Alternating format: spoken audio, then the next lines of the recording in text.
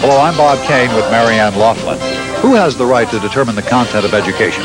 The federal government has threatened to halt federal funding of schools that teach secular humanism, but it has failed to define secular humanism. The idea is being used to ban certain books and ideas from the schoolroom. Phyllis Schlafly was instrumental in formulating the secular humanism rule. Today she'll debate Barbara Parker, whose group People for the American Way claims the secular humanism rule is an effort to force the ideas of the political right on students. Is it student protection or ideological propaganda? We'll look at both sides of secular humanism today.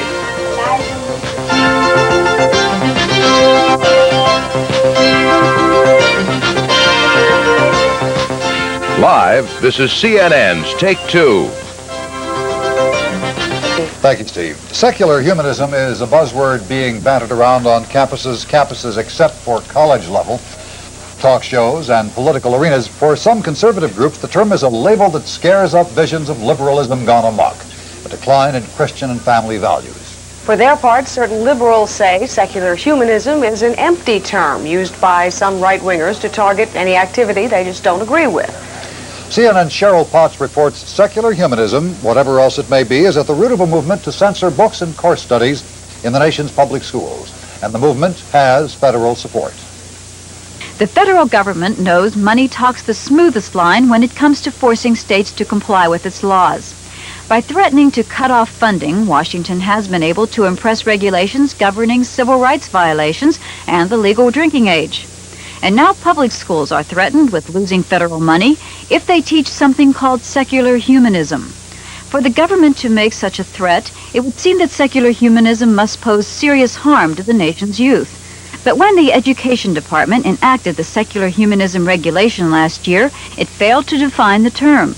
Instead, it's up to local school districts to worry about violating what appears to be a chameleon law. Philosophically, secular humanism holds that people are rational beings, able and responsible for making their own lives rewarding and happy. It generally doesn't deal with an afterlife. It teaches there are no moral absolutes. Ethical behavior is determined by circumstance rather than by general rules of behavior. But under the law, it appears secular humanism can cover just about any teaching curricula or behavior a group of parents finds objectionable. The secular humanism clause is an extension of the 1978 Hatch Amendment that banned psychological testing and inquiries into students' political, religious, or sexual attitudes. The regulation is already limiting what's being taught in some school districts around the country. In one Georgia county, teachers received a memo listing a series of sensitive topics. They include evolution, communism, religion, abortion as a political or social issue, witchcraft, and any discussion that would encourage students to make a value judgment. Other schools have eliminated books by Nathaniel Hawthorne and Homer, or closed school counseling programs, and omitted current events courses under parental pressure. What it all appears to get down to is the battleground for personal beliefs. The Eagle Forum, founded by Phyllis Schlafly, was instrumental in formulating the secular humanism rule. The group has distributed letters to 250,000 parents, urging them to use the regulations to censor curriculum. The letter also urges school districts to get written parental permission before dealing with such diverse topics as nuclear war and the concept of a global government. The Eagle Forum is under sharp criticism from People for the American Way.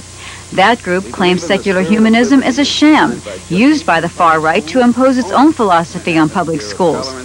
As a matter of debate over educational values, discussing the very law that opens the door to censorship may in itself be taboo in some classrooms if parents determine the law also falls into the category of secular humanism. Cheryl Potts, CNN.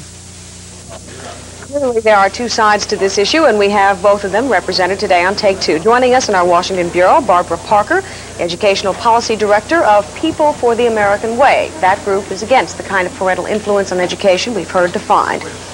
Also in Washington, but very much in favor of just this kind of parental role in the educational process, is Phyllis Schlafly, president of the conservative Eagle Forum. Mrs. Schlafly, well, let's begin with you. Precisely what is, and I mean precisely, the secular humanism against which you want to guard American students? Well, precisely. Almost everything your commentator just said about me and about the law is false. We had absolutely nothing to do with any law that mentions secular humanism. There are no regulations for that law.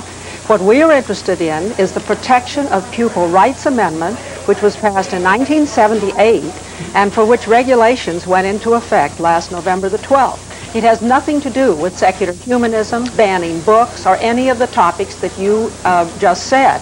What it does is to say that when the schools engage in psychological testing or treatment to do with the emotions, the feelings, and the attitudes on certain subjects that are listed, the school must get prior parental consent. This has to do with federally funded materials, and those parents who want their children to be subject to group therapy by unlicensed psychologists in the classroom can check yes on the consent form. This was all laid out. Right, I have to interrupt you for just a second here. You say you have nothing to do with secular humanism? I said I had nothing to do with the law that mentions secular humanism. I never heard about it till I read it in the Washington Post. Do you not endorse the extension of the Hatch Amendment, which prohibits the exercise of courses or curricula in the schools, the object of which is the inculcation of secular humanism? That is a false statement.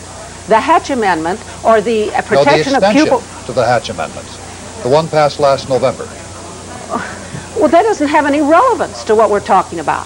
What we're talking about is the Protection of Pupil Rights Amendment that refers to psychological testing and treatment, which was all laid out in the hearings of the Department of Education last March, which have been published in my book, and for which regulations are now in place. And it doesn't ban anything at all.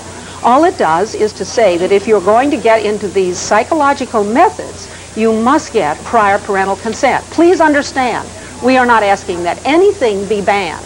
We are only saying that if you get into the psychological methods of manipulating the values in regard to death education and that sort of thing, you have to get prior consent. The parents who want that can check yes on the consent form. Okay, Ms. Parker, is it your opinion that psychiatric testing is going on in America's public schools? No, and I think that the confusion here is that we're talking about two different things. There was legislation passed last year that did refer to secular humanism and prohibit funds under magnet schools being used for courses that teach secular humanism. The second thing, which Mrs. Schlafly is talking about, is the regulation for the Hatch Amendment, which do go into psychological and psychiatric testing. I, of course, strongly support the notion that there should be prior parental consent before students are psychologically or psychiatrically tested.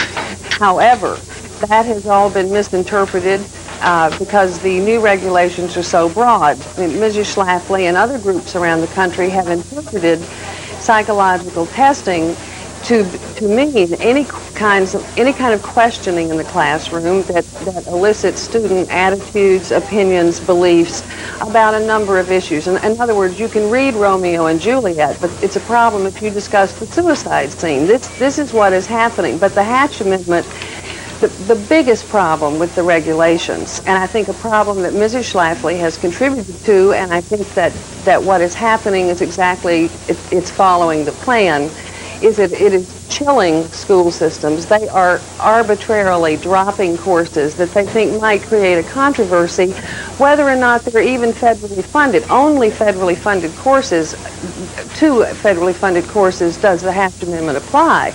So I think that of course, we urge parents to be involved in schools in every aspect, and in 99.9% of the school systems across the country, there are procedures right now for parental involvement, and of course there should be parental permission before students are tested, and parents should also inspect materials.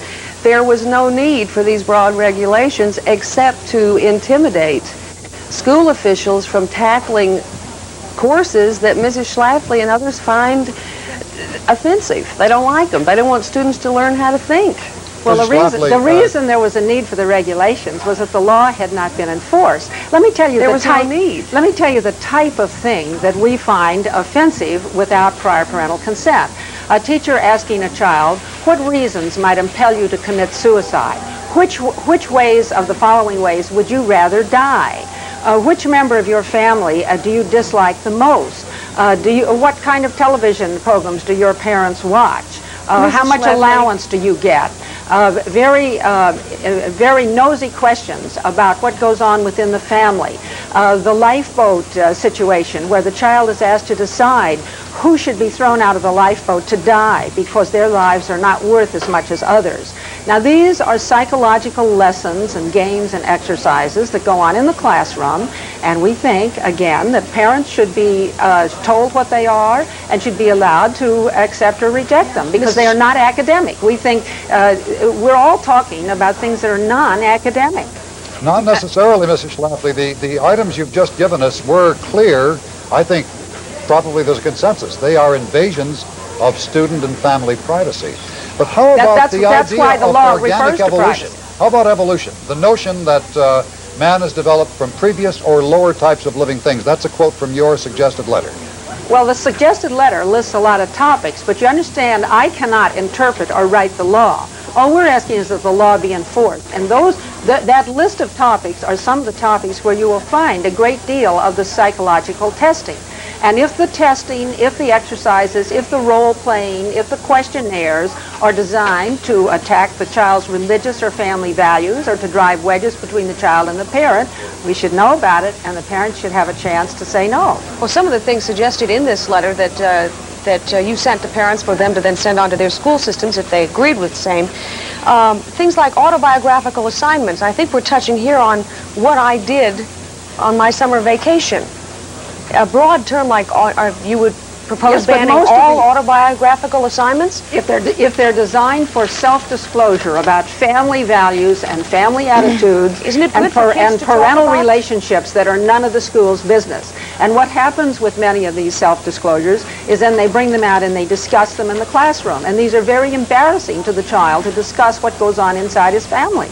Surely they can find things to assign for the child to write about in terms of facts and events and history without bringing personal relationships that are embarrassing to the child. Ms. Parker, we have not heard enough from you. I think there's several things going on here. First of all, we have to remember that learning does not take place if you say a child can't disclose his feelings about something, his opinions about something. Children don't leave their rights, nor their feelings, nor their problems at the schoolhouse door. And they have to be able to, in the classroom, to talk about things that are bothering them, things that are going on in their lives, in the world at large. I mean, that has to happen before learning can take place. You can't isolate a child from the rest of his environment. I think another thing that we have to remember is that Mrs. Schlafly's letter and the Hatch Amendment are not one and the same. Now, the things that she covers in her letter, which, as you said, cover autobiographical assignments, role-playing, the keeping of journals, the teaching of evolution, those things aren't mentioned in the Hatch Amendment. And I think this has created much confusion among educators. They don't, they're wondering, is this covered, is this not covered? And I think that's exactly what was wanted here. Ms. Parker, another point. Isn't there, following up on that, isn't it an objection by your group and others that this amendment is so vague that it's hard to tell what it does cover and not? Absolutely. It is creating chaos, which I think was the purpose. Because I think sometimes school systems, not sometimes, many times now, they are becoming very intimidated, and rather than offer a course that might fit one of these things, they're saying, we don't want to incur the wrath of this group in our community. Let me go back to one thing that is extremely important. If there are things going on in school systems of which parents disapprove, there are systems within those school systems for working to correct those things. They do not have to go outside the school system into an organized pressure group to offer their complaints. They also do not need federal intrusion. There are school boards, there are PTAs, there are many groups that work with the schools. They don't need this letter.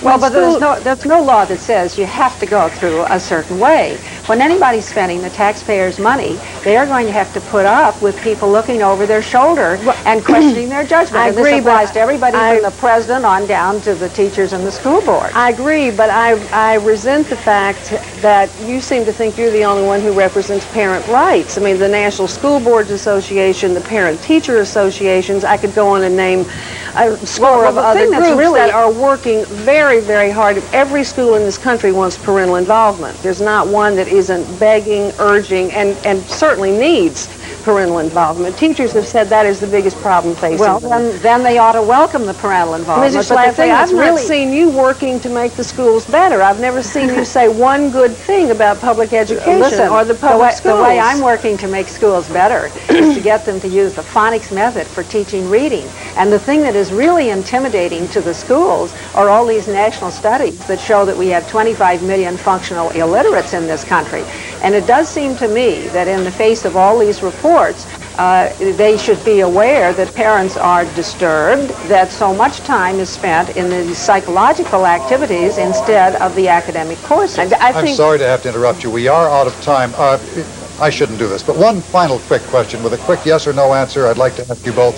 Would you favor students' privilege, the freedom in a classroom to argue and debate this point?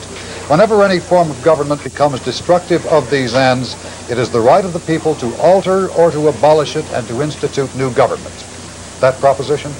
Freedom to discuss it? Absolutely. And open discussion? Of course, that's from the Declaration of Independence, which also ought to tell the children it mentions God 5 times and that it is our country's great religious document. Okay. We thank you both very much for joining us today on Take Two.